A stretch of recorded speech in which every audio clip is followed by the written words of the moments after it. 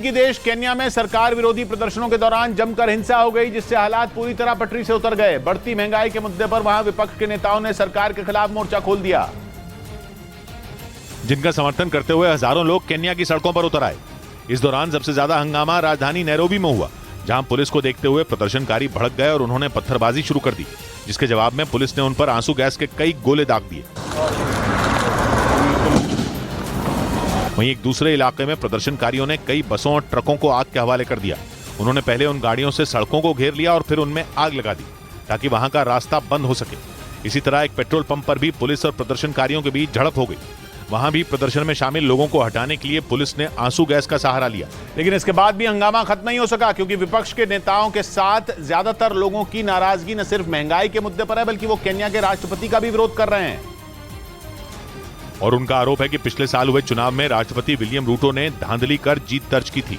इसी के खिलाफ विपक्ष के उम्मीदवार रैला ओडिंगा ने पिछले कई महीनों से मोर्चा खोल रखा है। उनकी अगुवाई में मार्च महीने में भी जोरदार प्रदर्शन हुए थे, जिसके बाद एक महीने तक उनके समर्थकों ने कहीं कोई प्रदर्शन नहीं किया। लेकिन जब उनकी मांगे पूरी नहीं हुई तो एक बार फिर वो सरकार का विरोध करने में जुट गए। उनकी मांग है कि केन्या में दोबारा चुनाव कराए जाएं। इसी मुद्दे पर गुस्साए लोगों ने कई जगहों पर आगजनी भी की, जिससे चारों तरफ अफरा तफरी मच गई। बाद में पुलिस दमकल कर्मचारियों के साथ मिलकर आग को बुझाती नजर आई।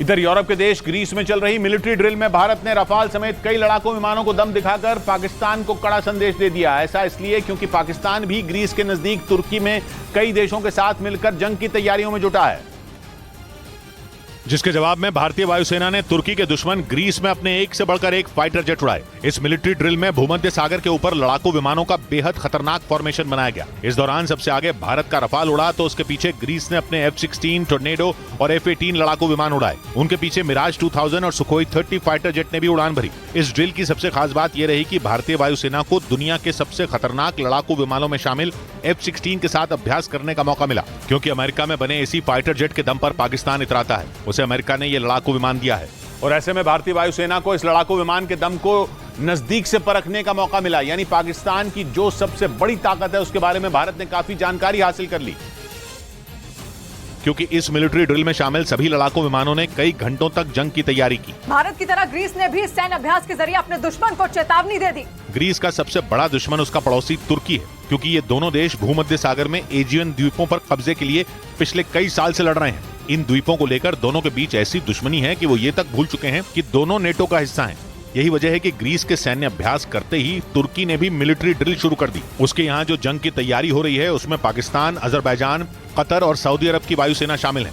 उधर खुफिया सूत्रों ने दावा किया कि पाकिस्तान कश्मीर में एक बार फिर पुलवामा जैसे हमले की साजिश रच रहा है, जिसकी जिम्मेदारी उसने कश्मीर जांबाज फोर्स नाम के एक आतंकी संगठन को सौंपी है और उसे भारतीय सेना के जवानों पर दोबारा पुलवामा जैसा हमला करने के ऑर्डर दिए।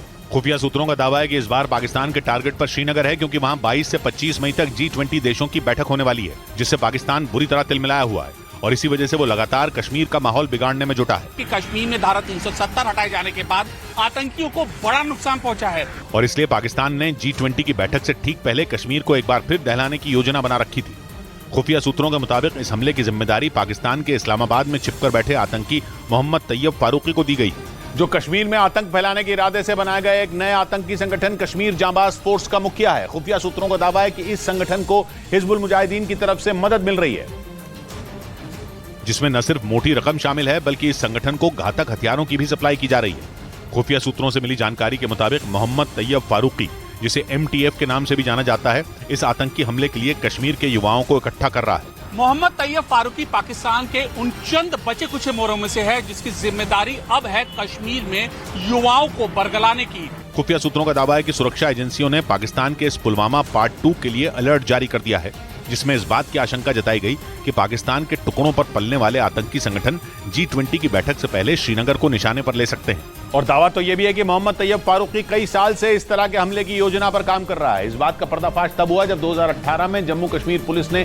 खुफिया जानकारी लीक करने के आरोप में श्रीनगर से एक मौलवी को गिरफ्तार किया और खुफिया सूत्रों के मुताबिक उसने पूछताछ में यह कबूल किया कि वो भारतीय सेना और कश्मीर से जुड़ी खुफिया जानकारी खूंखार आतंकी मोहम्मद तैयब फारूकी तक पहुंचा रहा था। खुफिया सूत्रों का दावा है कि तभी से सुरक्षा एजेंसियां इस आतंकी की तलाश में जुटी हैं और अब उन्हें ये इनपुट मिला कि पाकिस्तान की शह पाकर आतंकी फारूकी श्रीनगर में पुलवामा जैसे बड़े और भीषण हमले की साजिश रच रहा है, जिसके निशाने पर सीआरपीएफ के जवानों के होने की आशंका जताई गई।